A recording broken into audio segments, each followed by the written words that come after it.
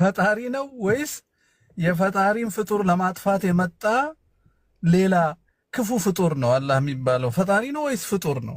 ፈጣሪ ከሆነ የራሱን ፍጡር ለምን ይገላል? አለመፍጠር ይችላል። በአደጋ ማጥፋት ይችላል። በመጨረሻው ዘመን ሊፈርድበት ይችላል። ብዙ አማራጮች አሉት። እኔን ግደል ለምን ይለኛል ነው ሌላ ሰው። እኔ ለምንድን ነው ሰው የምገለው? ለምን ይልከኛል? ሁሉ ጊዜ በጣም ግራ ይገባኛል ጥያቄ። ለምንድን ነው የሚልከኝ እኔን? አሰላሙ አለይኩም ወራህመቱላሂ ወበረካቱ። ያ ሙስሊሙን ሙስሊማት እንዲሁም ይህን መርሃ ግብር የምትከታተሉ ክርስቲያን ታዳሚዎች ሁላችሁንም ሰላም ብያለሁ። ኢንሻአላህ ዛሬ የሚኖረን ቆይታ ምንድነው? ለመምህር ፋንታውን ዋቄ ለቀጠፈበት ቅጥፈት መልስ እንሰጣለን ማለት ነው። በመጀመሪያ ከቁርአን ተነስተን ስንጀምር ቁርአን ሰዎችን ዝም ብላችሁ ግደሉ አይልም። እንደውም አላህ በቁርአን ውስጥ በሱረቱል ኢስራ ምዕራፍ 17 ቁጥር 33 ላይ ያቺ አላህ እርም ያደረገባት ነፍስ ያለ ህግ አትግደሉ ነው የሚለው። ቁርአን ላይ ብዙ ቦታ ላይ አትግደሉ የሚል ነገር አለ ማለት ነው። መግደል ራሱ ረሱል ሰለላሁ ዐለይሂ ወሰለም በኢማም ቡኻሪ መጽሐፍ 83 ሐዲስ 53 ላይ ረሱል ሰለላሁ ዐለይሂ ወሰለም ምንድነው ያሉት? አበይት ኃጢያቶች ወይም ታላላቅ ኃጢያቶች የሚባሉት ባላ ማሻረክ፣ ወላጆችን አለማክበር፣ ነፍስን መግደልና የውሸት መሐላ ነው ብለዋል። ስለዚህ ነፍስን መግደል የሚባለው ነገር ሐራም ነው፣ በኢስላም አይፈቀድም ራሱ ማለት ነው። ሱረቱ ማይዳ ምዕራፍ 5 ቁጥር 32 ላይም እንደዛ ነው። በዚህ ምክንያት በእስራኤል ልጆች ላይ እነሆ የዓለም ነፍስን መግደል ወይም በምድር ላይ ያለውን ያለ ማጥፋት በስተቀር ነፍስን የገደለ ሰዎችን ሁሉ እንደገደለ ነው፣ ሕያው ያደረገ ደግሞ ሰዎችን ሕያው እንዳደረገ ነው። የተከለከለ ነው፣ ሐራም ነው ራሱ ማለት ነው። ሱረቱል ፉርቃን ምዕራፍ 25 ቁጥር 68 ላይም እንደዛ ነው። እነዚያ ከአላህ ሌላ አምላክን የማይገዙ ያቺ አላህ እርም ያደረገባትን ነፍስ በሕግ ቢሆን እንጂ የማይገሉ ይላል። ስለዚህ ነፍስን መግደል የሚባለው ነገር በኢስላም ሐራም ነው ራሱ። ድንበር ታልፎ ካልተመጣ በስተቀር ማንም ሰው አምላካችን አላህ ሂዱና ዝም ብላችሁ ግደሉ የሚል ነገር የለውም። ሱረቱ በቀራ ምዕራፍ 2 ቁጥር 190 ስንመለከተው እነዚያ የሚጋደሏችሁን በአላህ መንገድ ተጋደሉ፣ ወሰን አትለፉ፣ አላህ ወሰን አላፊዎችን አይወድምና አለ። የሚጋደሏችሁን በአላህ መንገድ ተጋደሏል። ለምንድን ነው በአላህ መንገድ ያለው ሲባል በዘር ምክንያት፣ በብሔር ምክንያት፣ በፖለቲካ ምክንያት፣ በተለያየ ነገር ከቀለም ጋር ከምን ጋር ተያይዞ ከሆነ ነፍስያ ነው የሚሆነው። ከነፍስያ ጋር ነው፣ ኤጎሴንትሪክ ነው የሚሆነው። ስለዚህ በአላህ መንገድ የሚለው ነገር ምንድነው? ቴዎሴንትሪክ መሆኑን ነው የሚያሳየው ማለት ነው እንጂ ሂዱና ዝም ብላችሁ ግደሉ የሚል ነገር ቁርአን ላይ የለም። ሱረቱ ሐጅ ምዕራፍ 22 ቁጥር 39 ላይም እንደዛ ነው። ለነዚያ ለሚገደሉ ምዕመናን እነሱ የተበደላቸው በመሆናቸው መጋደል ተፈቀደላቸው ይላል። ስለዚህ የተፈቀደው የሚፈቀደው ሄዶ መጋደል ወይም ደግሞ ሂድና ግደል የሚል ነገር የሚፈቀደው ወሰን አልፎ ድንበር ላለፈ እንጂ ዝም ብለህ ሄደ የሰው ንብረት ዝረፍ የሰው ነገር የሚል ነገር የለም። ስለዚህ እዚህ ጋር ውሸት ነው። አላህ ለምንድን ነው እኔን የሚልከኝ ያልከበት የተሳሳተ መረዳት ነው ማለት ነው። ይሄ ነው የመጀመሪያው ማለት ነው። ሌላ ነገር ምንድነው ደግሞ ፍትህ ነው ራሱ በሱረቱ ሹራ ምዕራፍ 42 ቁጥር 40 ላይ የመጥፎ ነገር ዋጋ ቢጤዋ መጥፎ ናት ተብሎ የተቀመጠው። ስለዚህ ከዛ አንፃር ፍትህ ነው ራሱ። ነፍስን ዝም ብሎ መግደል ግን የተፈቀደ ነገር አይደለም። እስልምና እንደዛ ብሎ አያስተምረንም ማለት ነው። ሱረቱ በቀራ ምዕራፍ 2 ቁጥር 179 ላይም እንደዛ ነው። ለባለ አእምሮች ለእናንተ በማመሳሰል ሕግ ውስጥ አለላችሁ ይላል። ትጠነቀቁ ዘንድ ገዳይን መግደል ተደነግገላችኋል። ዝም ብላችሁ ከመሬት የተነሳ ግደሉ የሚል ነገር የለም፣ በእስልምና አስተምሮት ውስጥ የለም። ነገር ግን በባይብል ውስጥ መግደል ይፈቀዳል ወይ? ፈጣሪ እንደዛ አይነት ነገር ትእዛዝ አለ ወይ ካልን አዎ። ለምሳሌ ኦሪት ዘሌዋውያን ምዕራፍ 24 ቁጥር 17 ላይ ሰውን እስኪሞት ድረስ የሚመታ ፈጽሞ ይገደል ይላል። እንግዲህ አሁን አንተ እንዳልከው ማለት ነው። እንግዲህ አንተ እንዳልከው አንተ እንደምትናገረው አንተ ባልከው መሰረት ሰው እስኪሞት ድረስ የሚመታ ፈጽሞ ይገደል ስለሚል ፈጣሪ እንዴት ግደሉ ይላል? ራሱ የፍርድ ቀን ለምንድን ነው ራሱ የማይገለው የሚገድለውን ሰው ማለት ነው? ግደሉ ለምን ይላል? ማቴዎስ ወንጌል ምዕራፍ 5 ቁጥር 21 ላይም ኢየሱስ ምንድን ነው ያለው?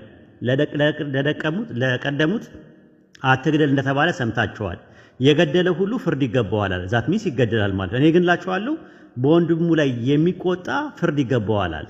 ዛት ሚስ ኦሪት ዘሌዋውያን ምዕራፍ 24 ቁጥር 17 ላይ ፈጽሞ ይገደል የሚለውን ከሆነ በወንድሙ ላይ የሚቆጣ ሁሉ ፍርድ ይገባዋል አለ። የሸንጎ ፍርድ የሚባል ሳንደር የሚባል ነገር አለ። ራዕይ ዮሐንስ ምዕራፍ 13 ቁጥር 10 ላይም እንደዛ ነው። በሰይፍ የሚገድል ማንም ቢኖር ራሱ በሰይፍ እንዲገደል ይገባዋልና አለ። ሰይፍ የሚለው ምን ነው? በሰይፍ የሚገድል ማንም ቢኖር ገዳይ ቢኖር በሰይፍ ራሱ እንዲገደል ይገባዋልና እያለ ነው የሚናገረው። ሮሜ ምዕራፍ 13 ላይ ተመልከተው መምህር። ሮሜ ምዕራፍ 13 ቁጥር 1 እስከ 4 ድረስ ያለውን ተመልከተው። ያሉ ባለስልጣናት በአምላክ የተሾሙ ናቸው አለ። ምንድነው የሚያደርጉ ሲባል ለመልካም ነገር ለአንተ የአምላክ አገልጋይ ነውና በከንቱ ሰይፍ አይታጠቅምና አለ። ክፉ ብታደርግ ግን ፍራ፣ ቁጣውን ለማሳየት ክፉ አድራጊ የሚበቀል የአምላክ አገልጋይ ነውና። ስለዚህ ሰይፍ መጠቀም በአዲስ ኪዳን ውስጥም አለ። ሰይፍ ይጠቀማሉ። ለምን? ለመግደል ማለት ነው ራሱ ማለት ነው። ይሄንን ነው እየተናገረ ያለው።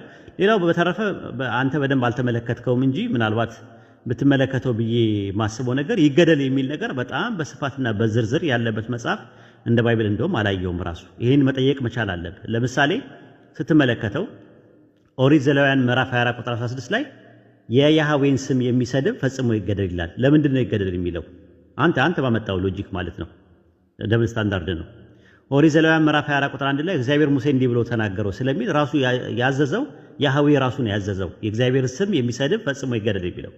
ኦሪት ዘዳግም ምዕራፍ 13 ከ6 እስከ 9 ስትመለከተው የእናት ልጅ ወይም ወንድም ወይ ወንድ ልጅ ወይም ነፍስ እንዲያለ ወዳጅ ና ሄደን ከምድር ዳር እስከ ምድር ዳር ድረስ ወደ አንተ የቀረቡት ከአንተ የራቁትን አንተን ከበው ያሉትን አሕዛብ ከሚያመልኳቸው ውስጥ አማልክት አንተም አባቶችም የማታውቃቸው እናምልክ ብሎ ቢያስትህ እሺ አትበለው፣ አትስማው፣ ዓይኔን ያራራለት፣ አትማረው፣ አትሸሽገው፣ ነገር ግን ፈጽመ ግደለዋል። ስለዚህ ከአንድ አምላክ ውጪ ሌላ አምላክን አስመልካለሁ ብሎ ጥሪ ያቀረበ አካል የሚያስተምርን አካል ግደለው ነው የሚለው። ቢያመልክስ ባያስተምር ሲባል እሱም አይፈቀድም። ኦሪት ዘዳግም ምዕራፍ 17 ከቁጥር 3 እስከ 5 ድረስ ሄዶ ሌሎችን አማልክት ያመለከ እኔ ላላዘዝኳቸው ለፀሐይና ለጨረቃ ለሰማይ ከዋክብት የሰገደ ቢገኝ ይህ ክፉ ነገር የሰራው ወያ ወንድ ወያ ሴት ወደ በር ታመጣዋለህ፣ እስኪሞቱ ድረስ በድንጋይ ተወግራቸዋለህ አለ። በድንጋይ ተወግራቸዋለህ አለ፣ ተወግረዋለህ አለ፣ ትገለዋለህ አለ። ሁለተኛ ዜና መዋዕል ምዕራፍ 15 ቁጥር 13 ላይ የእስራኤልን አምላክ እግዚአብሔርን የማይፈልግ ታናሽ ወይም ታላቅ ወይ ወንድም ወይ ሴት ቢሆን ይገደል ዘንድ ተማማሉ አለ። አንድ ሰው ጠንቋይ መሆን ይችላል? ከመሬት ተነስቶ ጠንቋይ መሆን ይችላል? አይችልም። እንደ ባይብል እኮ ይገደላል። ኦሪት ዘሌዋውያን ምዕራፍ 20 ቁጥር 27 ላይ ሰው ወይም ሴት መናፍስትን ቢጠሩ ወይ ጠንቋዮች ቢሆኑ ፈጽመው ይገደሉ፣ በድንጋይም ይውገሯቸው፣ ደማቸው በላያቸው ላይ ነው እያለ ይናገራል።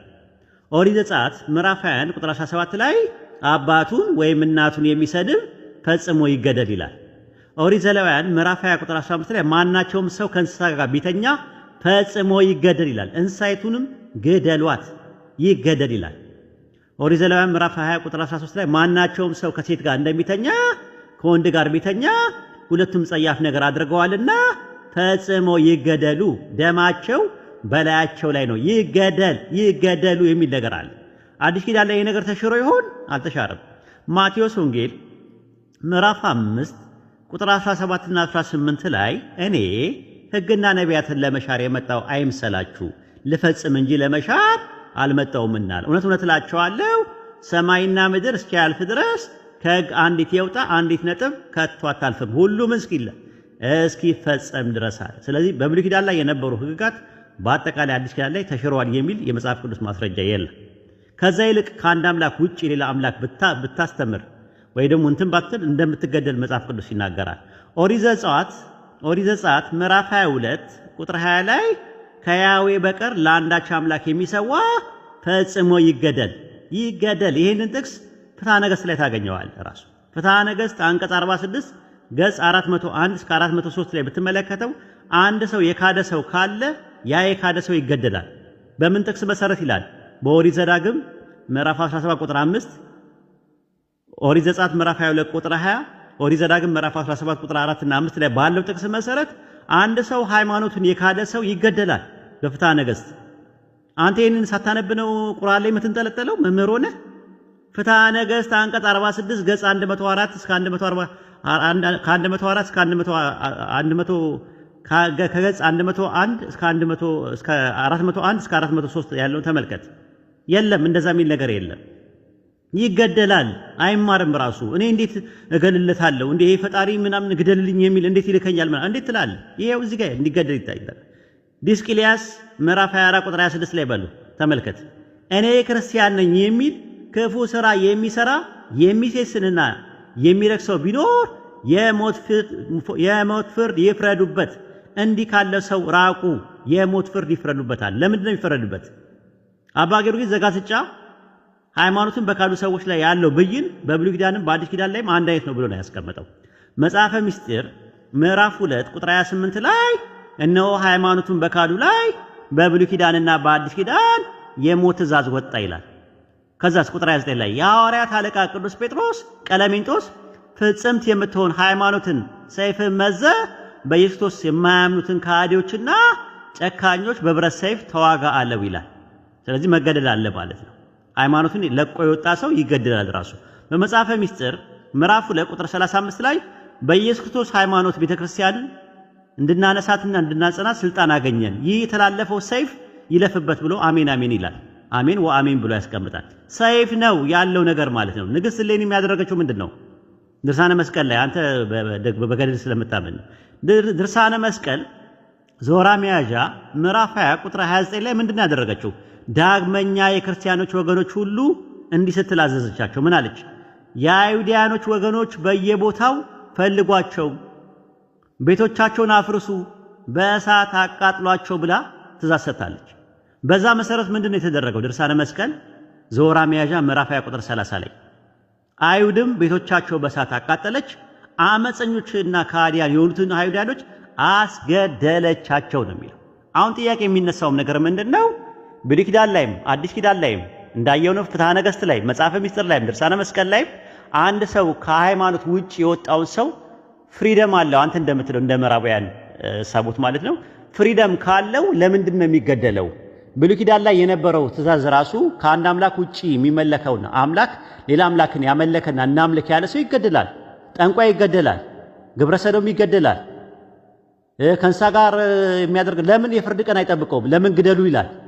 ይሄ አንተ ራስ ደብል ስታንዳርድ ነው። ራሱ በሰፈርከው ቁና የምትሰፈርበት ነውና አይ ቲንክ ይሄንን ኦዲዮ ለሁላችሁም ሼር አድርጉለት፣ አድርሱለት። ከደረሰልህ በኋላ መልስን እንጠብቃለሁ ማለት ነው ኢንሻአላህ።